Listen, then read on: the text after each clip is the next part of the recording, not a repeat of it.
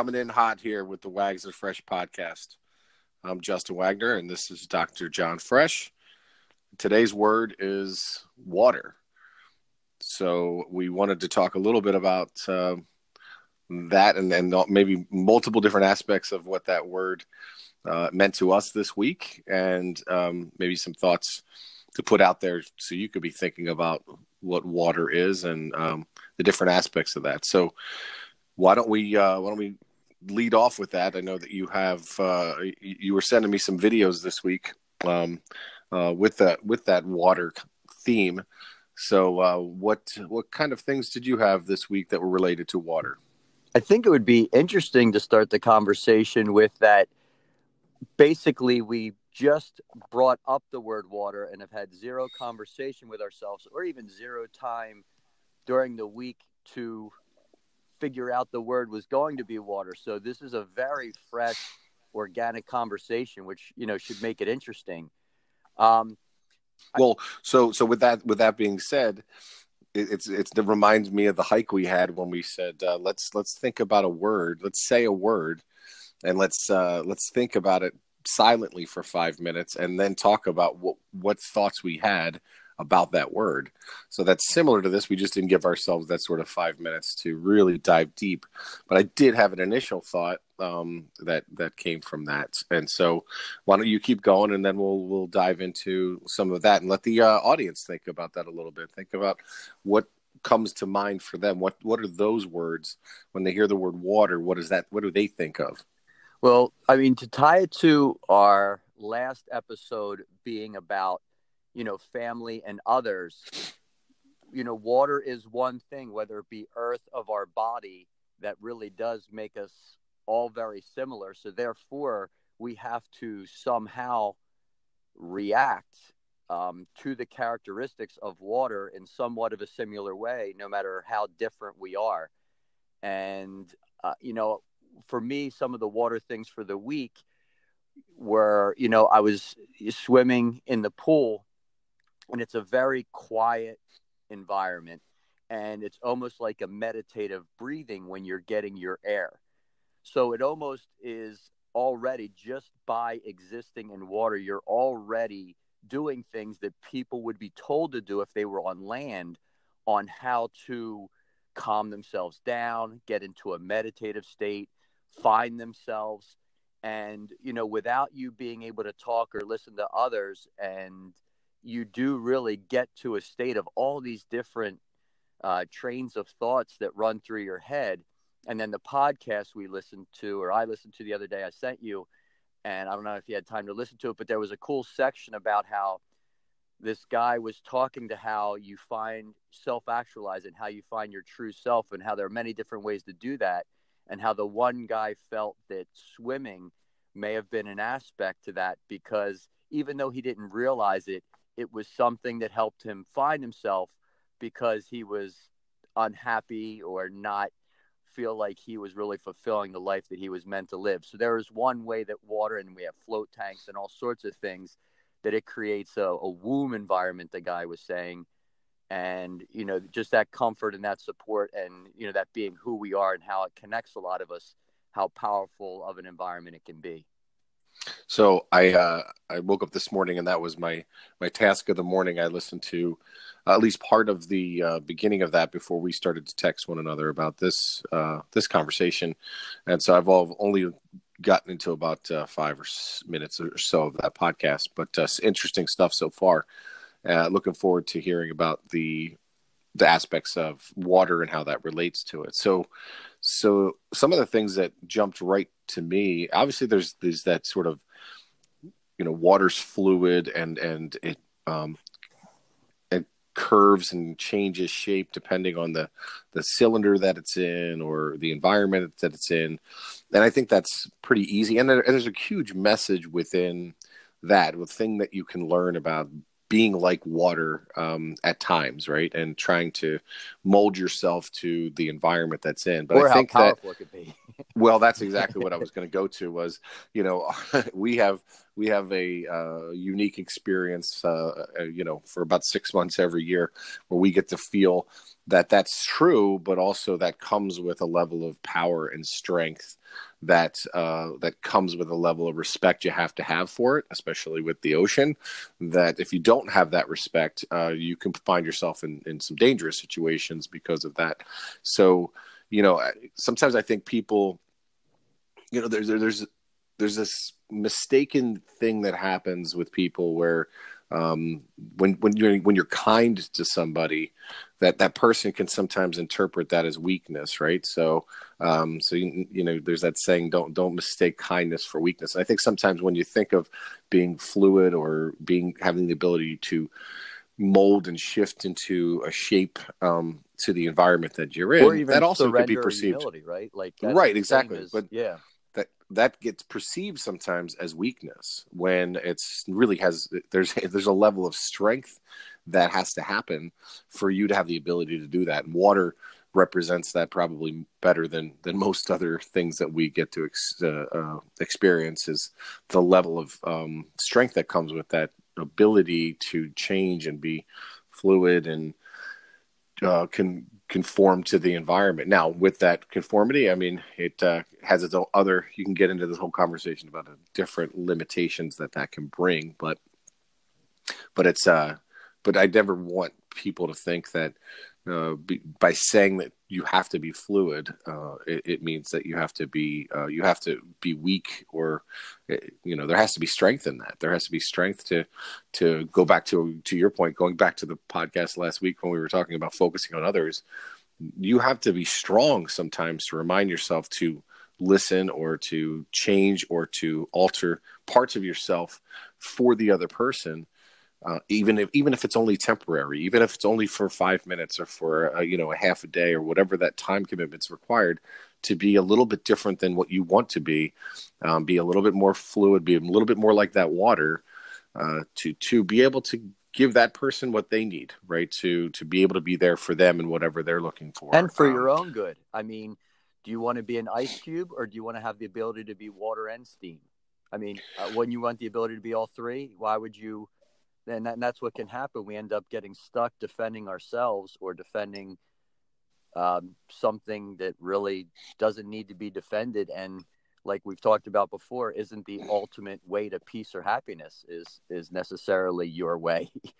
Right, right. And also, we haven't, or at least not on a podcast, had this conversation, but we have touched on this theme, which is, those areas, let's say it is a half a day or a whole day or a whole week that you're, going through that process of, or that temporary exercise of allowing yourself to conform to somebody else's needs. There's a lot of growth that happens in that, because that's where discomfort happens. That's where you're constantly feeling that tug of, you want to do the things that you want to do. You want to be the way that you want to be.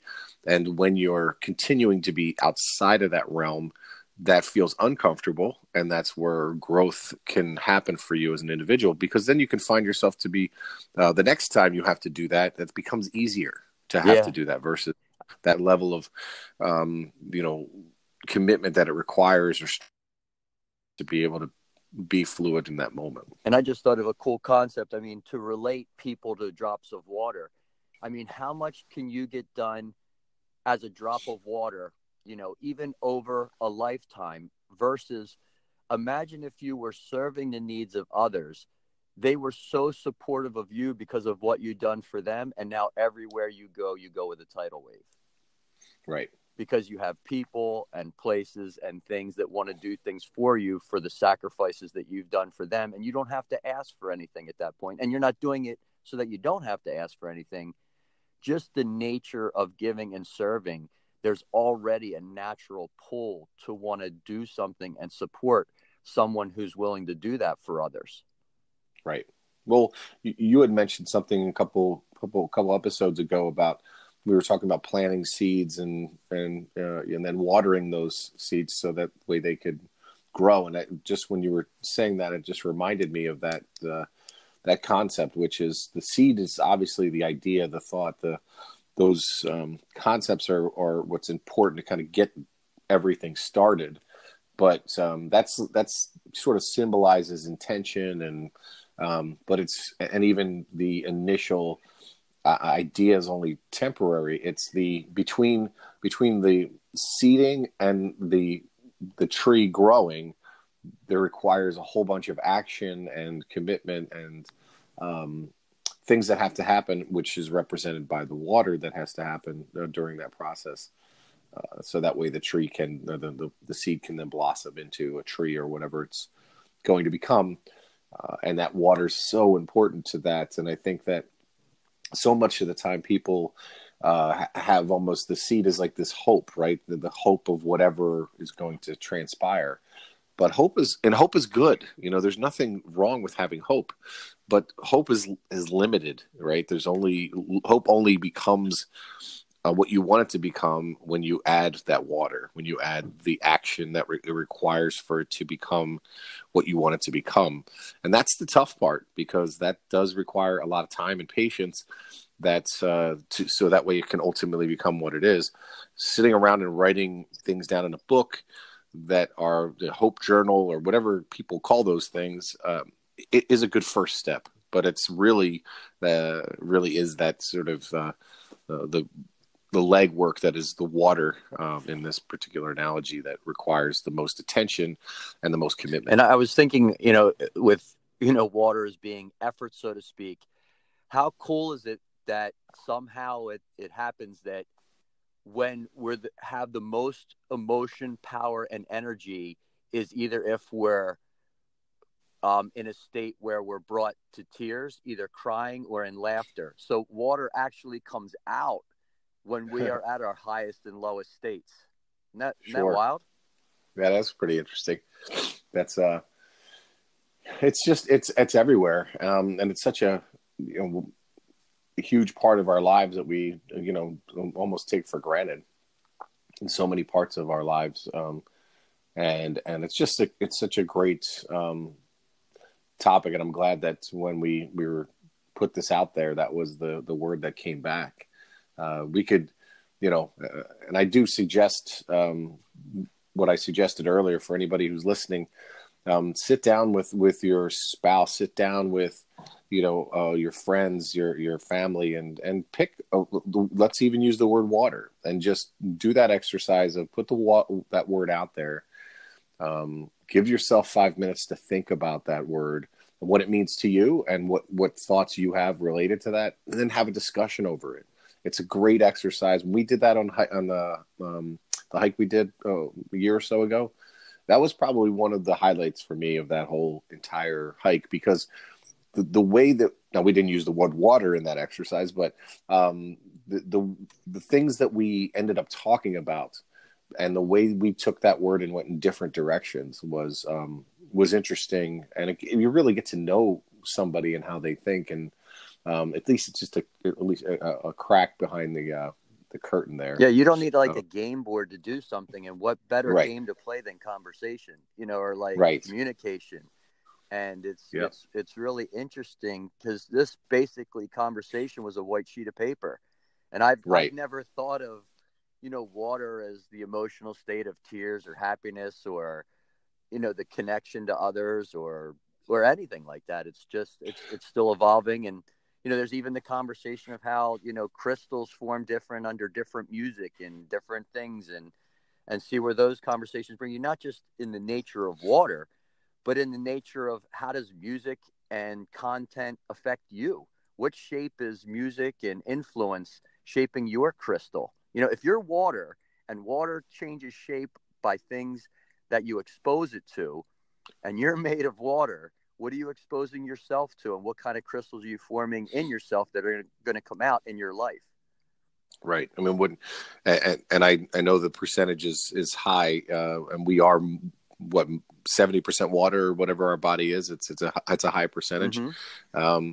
And at the cellular level, I think people think of that as like being, we've got sort of water just sitting there in our body cavity or in our organs, but really where the most of that water is at that cellular level, right? And when you really calculate that out, it's really there, and you're either hydrating properly those cells or not.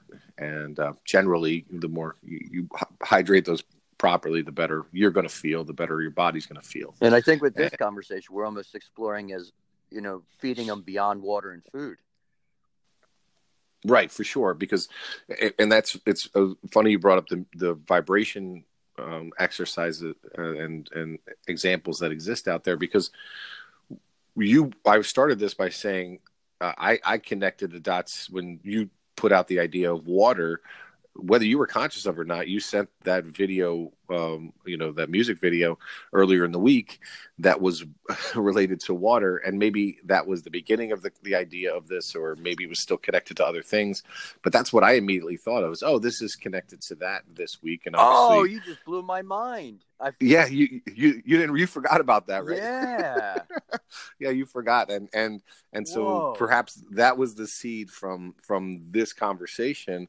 And because then it ties into what you were just talking about, on how the vibrations of music do change the way that water in your body reacts to it, which then, and I'm going a little, I have completely no scientific evidence to what I'm saying here. I'm just completely, I'm just making the connection to how I feel when I listen to different types of music. And because those vibrations from that music do change me, and I'm just connecting that to the water conversation, and perhaps that is connected more to the water in your body, and that's what's changing it. I don't know. It's obviously there's an emotional connection to certain songs and music, but when I'm angry, or even if I'm it's symbolic, it's all in there somehow. Yeah. Right. If I want to get my day started off right, and have myself in a positive state of mind, I listen to specific types of music that'll keep me there and keep me positive.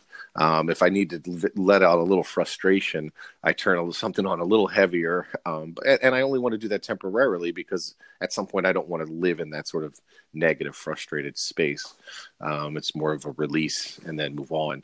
And for me, that's where music comes into this. And that's why I was tying it back to the music video. Yeah, that was crazy, because now, that, first of all, that water or song just came into my head, so I'm not really sure where it came from.